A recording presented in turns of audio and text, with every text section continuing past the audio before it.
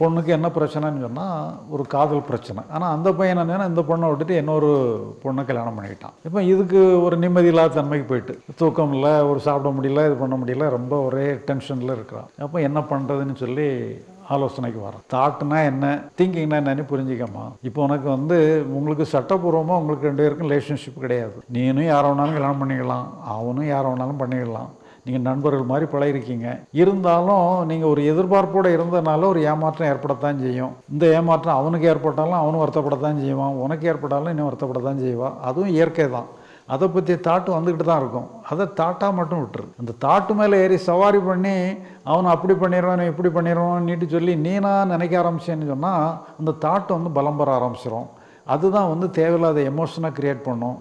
உன்னை கட்டி போட்டு நிறைய பிரச்சனைகள் உண்டு பண்ணிடும். அதனால் வெறும் தாட்டாகவே வச்சுக்க, திங்கிங்காக கன்வெர்ட் பண்ணாதன்னு சொல்லி